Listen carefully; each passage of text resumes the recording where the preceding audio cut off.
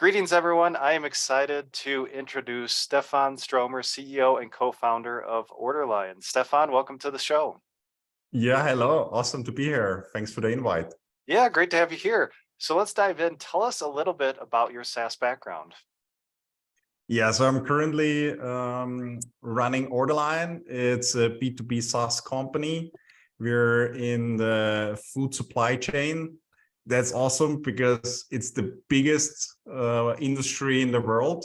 Everyone on the planet has to eat. It moves the world. And with Orderlion, we are helping companies along the food supply chain, like suppliers, importers, exporters, till to the restaurant, to be more efficient, more sustainable, and scale up their operations. And that's an awesome ride to be on because we feel like we can really have a positive impact on the planet. Yeah, that's awesome. I mean, that's a great cause, and I'm originally from Iowa, which is the Midwest of the United States. So, a lot of corn being grown in the Midwest in Iowa. So, you're always, sensitive to that food supply chain was just great. And so your background, have you always been in SaaS? Were you in different roles or, is this your first SaaS, second SaaS? Tell us about that. Yeah, we were closing into SaaS. So before, my co-founder Patrick, he's CTO at Orderline, and we had two other companies, but we were always in the IT consulting space. Okay. So what it meant is that we built like little SaaS companies, but these were projects for companies, and then the companies use them over time, right? So you have some SaaS components in there, but you never stick with a project. You deliver it, hand it over, and then the company uses it. And many of those tools are still in use today. We had lots of customers already in the food supply chain, and that probably got us into the whole ride. Yeah, that's great. So let's dive into Orderline. This is really interesting because, right, you heard during the pandemic, all these supply chain issues, more, on the forefront, you'd hear more like manufacturing, like getting products and goods to, different countries. But you didn't hear, I don't know, at least for me, didn't hear as much about the supply chain for food. So yeah, tell us what Orderline does. Yeah, so in practice, what it means is we specifically focus right now on the most fractured part of the market. So when you have all these players, the most complicated one is the part from supplier to restaurant. And a typical restaurant orders from like 10 different suppliers. You have a fruit and vegetable supplier close by, meat supplier, baked goods, beverage, wine, beer, whatnot. And they order on a daily basis. And this process for the last 50 years has not changed at all. So late at night, the restaurant calls up the supplier. Usually at 2 a.m., there's nobody there anymore. So they have to speak to an answering machine.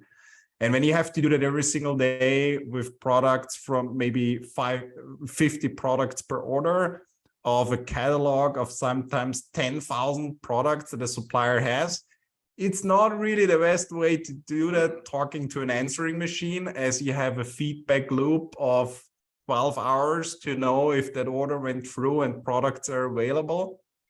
And what we are doing here is we give suppliers something like a Shopify solution tailored to that industry. So if you beverage supplier, for example, you can easily launch your own ordering apps so that suddenly the restaurant just pulls up his phone and he has your whole product catalog live with prices and availabilities, promotions, and everything, just like when you can order from a modern supermarket. And then everything is digitized. Nobody has to touch it. It all runs automatically through the system. We integrate with the supplier's ERP system, where they usually have customer price data. And from there, you build on top. Like then you digitize the customer service channel through some live chat components. You digitize the sales team through sales rep apps so that when they're out and about, they can access this data.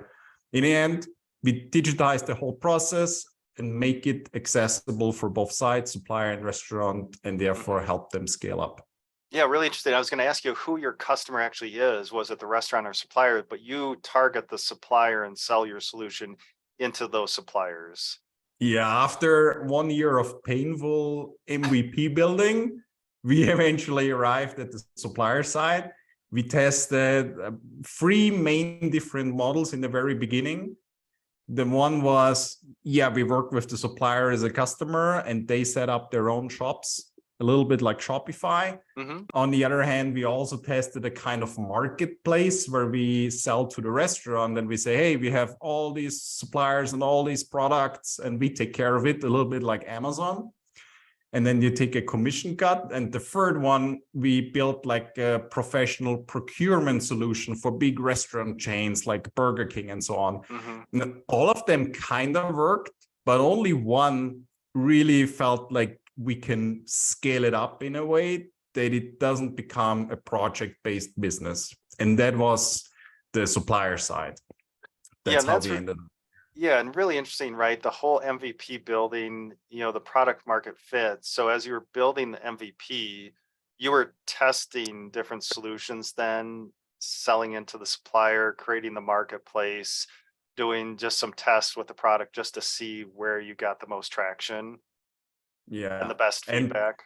The most painful part was probably that all of them produced revenue from day one. And then you have to decide to cut like 80% of the revenue that you have because you feel like that's a model that doesn't scale. It was pretty painful in the beginning, but in the end, I think we're happy that we did it. Now we have a model that scales up extremely efficiently. Like as a SaaS, you always want to have good margins, right? When you're scaling up and low customer acquisition costs and all these nice KPIs that you have there. So I think we are very happy that we did that back then because now these KPIs are pretty good.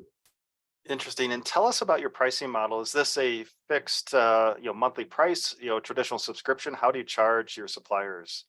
Yeah, so my hero here is HubSpot.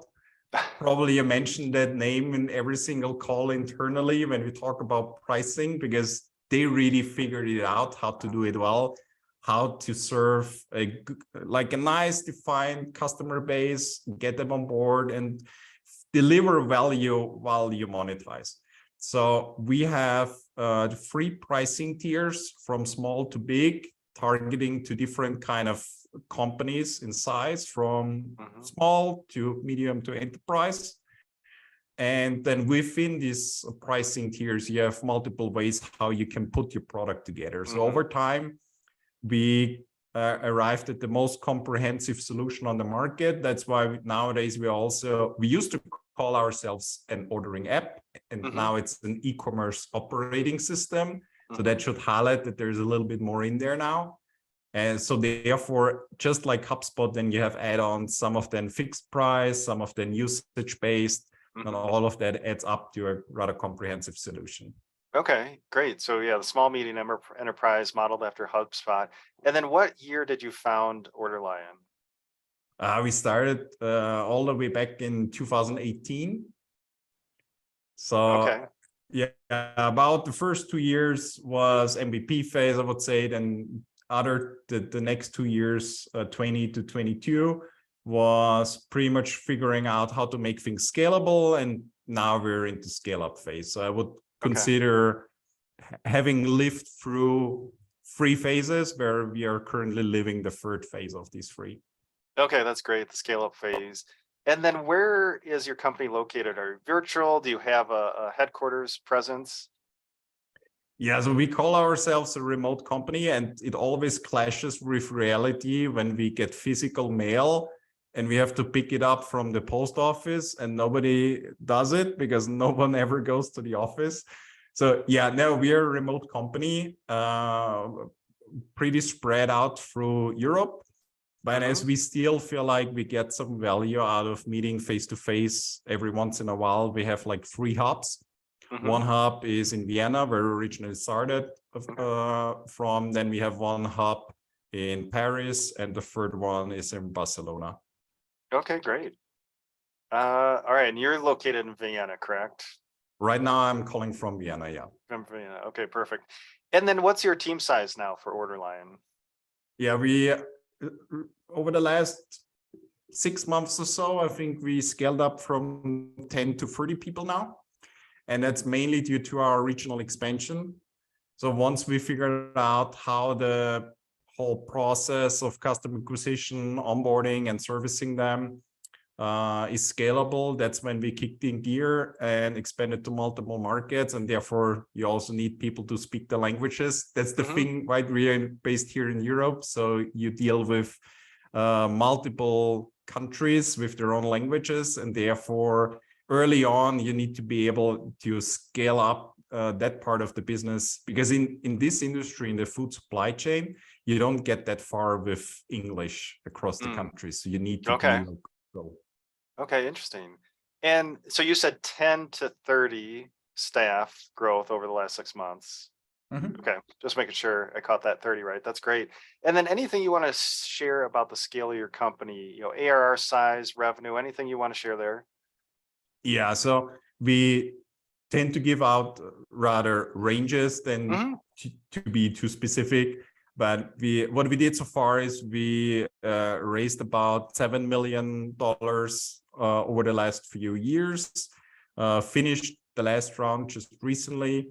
We're now at a 7-digit ARR and grow a little bit over 3x year over year. And what we're also quite proud of is that we already have 100% net dollar retention, which is always very important for a SaaS company. We have 0% churn, also very proud of. So these are like ballpark numbers where we're currently at. Okay, that's great. So 7-digit ARR growing 3x year over year, great retention. And then, tell us, so you've raised 7 million today, and then you just raised a 4 million in a pre-series A, as it was described. And, so tell us, so 7 million raised, just another 4. And what did you see? What were those triggers or things that you saw that said Orderlion is ready for that next raise and we're ready for more capital to deploy in our business? Yeah, I think it always depends on the stage you're in, right? So in each of these 3 stages that we lived through, we had a different goal and we had different KPIs that we looked at. So for example, in the very beginning, when we did our MVP, we raised a little bit of an angel round. That was great because we got good mentorship out of the investors back then. But the main goal was to validate product market fit. That is this actually worth it to pour our time into? And the second goal was we already back then wanted to validate a business model. So what we never felt like building is something where you say, oh, we'll monetize later. I think for us, it was always very important, as we had companies before and they were self-funded. We have this inert drive of making something worthwhile that people pay from the start. And back then we measured mainly retention and daily usage. Like, is this actually working, right? But we didn't care too much about the actual revenue growth because, like I said before, we threw out a lot of things that didn't work. And then in the second stage, when we raised our seed round, we considered that our calibration phase. So the goal was to prepare scalable processes. So we said, okay, we figured out product market fit. That's going to be the product. That's the business model. Now let's figure out a sales process, onboarding process, a service process that will allow us to bring this to multiple markets. And again, lots of things that you have to figure out that don't work, that work. So it was like finding problem solution fit in a way. And the KPIs that we measured back then is like, okay, we started to really care about MRR. And we also started to care about the month-over-month growth rate.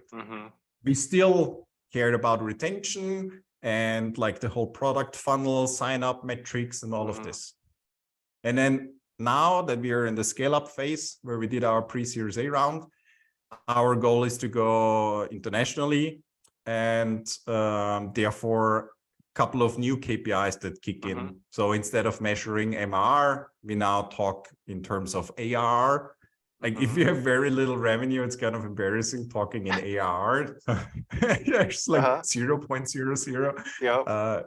Now we do.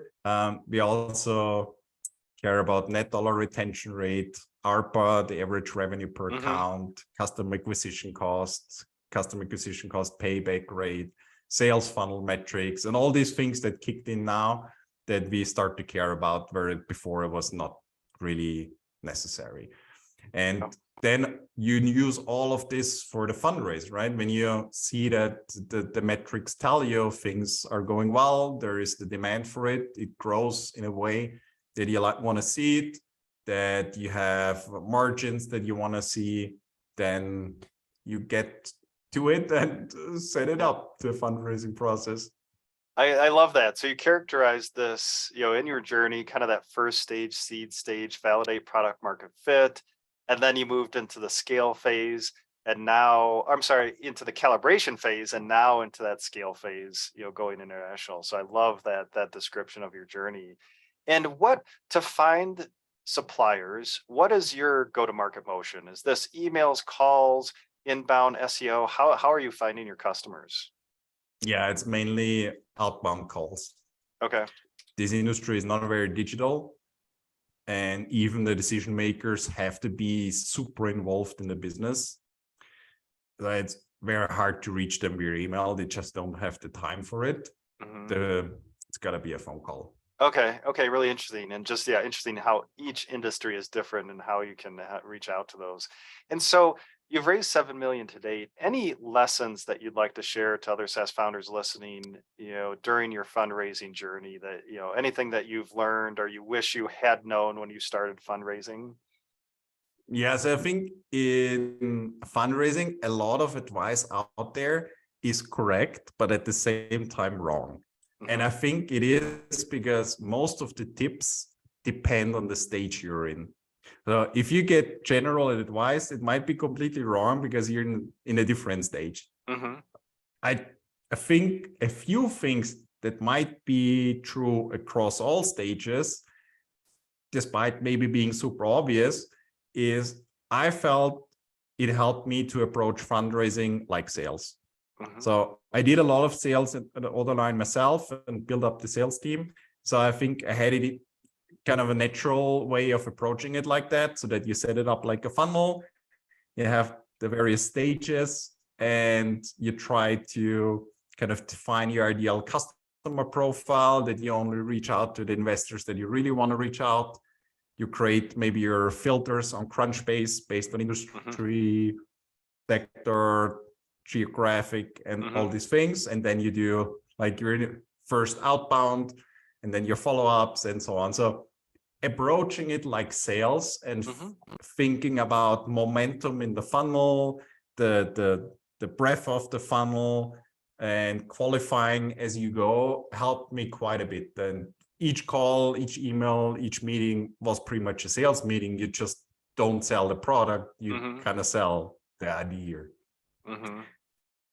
And what also helped me is that I was always very comfortable iterating on the pitch deck. So the first version going into the fundraise was quite far away from the version that in the end was being used at the latest meetings, because you just get a lot of feedback, right? You go in with your own ideas, with your own version of the company. You know a lot of things that others might not know. So it helps when you finish a meeting, think back, like, where did the energy go down? Where did a lot of questions come? What was super unclear? What do I always have to explain? And where do I always feel like we had one question about our competition where it was always about this, like, why, how are you different? And then I was like, oh, so annoying explaining this. So I just put in a slide explaining how we're different, put this early on in the pitch deck, and there we went, you know, it was all clear, and we kept the energy throughout the meeting. That helped a lot. Oh, that's great. And, you mentioned your journey, right? From product market fit to calibration to scale. And as you pitched your investors and say you went for your, say, pre-seed and seed and pre-series A, did your pitch deck change along the way as far as what you were presenting? Was it early on about the story and then maybe later on about your retention and metrics? Did your pitch deck change with each fundraise? Yeah, very true. So first of all, it was less ugly over time. The very first version was pretty ugly, I have to say, now looking back. one of our early angel investors recently sent me our very first version that I sent him back then, years back, and I was like, wow, that was awful. But apart from the looks, also the content. Yeah, in the beginning, like you have no numbers at all, right? Mm-hmm. So you pretty much pitch the idea, the market, the why now. And then over time, you keep adding numbers. And I think the last one, the pre-Series A deck, it was a lot of numbers. And from maybe no backup slides in the beginning to 30 backup slides where you can show every little detail from buyer side retention, supplier side retention, cohort analysis, and all of these things. So you just create this over time, and therefore it gets more numbers driven, I think. Yeah, really interesting. So in the beginning, more about the story, and then over time, adding metrics and numbers to support the story. So Stefan, really appreciate your time today. So as we wrap up here, what's next for Orderlion? What's coming up next that's exciting? Yeah, so I think as we've seen that the customer feedback we get is really, really great. We have a lot of fun taking it international. So just I think, as a matter of fact, today we announced that we were able to acquire a competitor in France, and together with them, we are pushing really quickly into that market, and each month grows like crazy there because we already have a team with vast market knowledge in there. So for us, 2023, we called it Project Ramp. That's what we think about internally. It's Project Ramp, and that stands for ramping up each market. That's what the whole company cares about and what we're excited about. That's great. And I think just one more question here. So you just acquired a competitor in France, and I think other founders are really interested, right? Because you think organic growth, just grow the product line, sell more, but then also look at acquisitions. So when you looked at that acquisition, who's helping you out in the process? Like your existing investors and their guidance, who helped you through that acquisition process? Yeah, so I think it was one of our investors who became like a mentor over time. And then I had another investor who is quite well versed in the legal side of things, who also could help me guide us through the process. But I just have to say kind of a word of caution to other founders out there. When you think about acquisitions, still rather early on, I would consider us early stage. You gotta know if it fits your core business model. If it doesn't, and you want to expand your product lineup by the acquisition, I would be careful and think like, is my product really working? Do I really have product market fit? If I need an acquisition to widen my offering, that's a problematic thing. But for us in that case, it was that this team did just exactly the same thing. They had the same vision. If you had a feature list side by side, it would be like a copy. So when we got to know each other and we shared our pains, we're like, am I talking to a mirror? Like, how is this possible? And therefore, it fits so well. And we could transition the customers in an instant from their platform to our platform. So we don't have two products. We just have one. And that eliminates a lot of dangers in an acquisition process. And the whole team onboarding was also super easy because for them, just the logo changed. Everything else, the vibe and the processes is all the same. Therefore, I think it was rather easy for us to do. If it's not, I will be very careful. Boy, great lessons there. And we're going to go into overtime here a little bit because this is really interesting. And so acquired a competitor, same feature lists, same product, you have product market fit, you're scaling up, so it makes sense. And so which technology goes forward? Are you going to move customers from their platform to yours? Are you going to integrate the best of both worlds? What tech survives after this acquisition?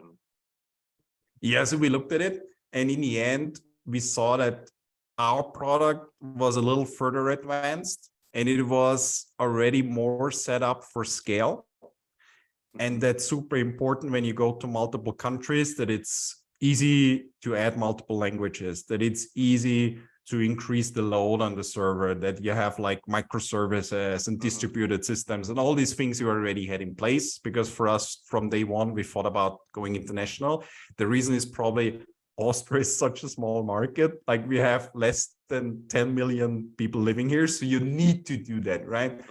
And on the other hand, they had a couple of features in there that were better than ours. So what we just did is we looked at, okay, what did you do well? We integrated into ours, but in general, our platform is a little bit more fit for purpose to scale up. So that's why we picked ours in the end. Yeah, that's great. Love that. Thanks for sharing that. And maybe, have you on in a year or so and you can tell us how that transition went, with the acquisition. So Stefan, really appreciate you sharing your story today, more about Orderlion. If our listeners would like to learn more about your company, where should we send them online?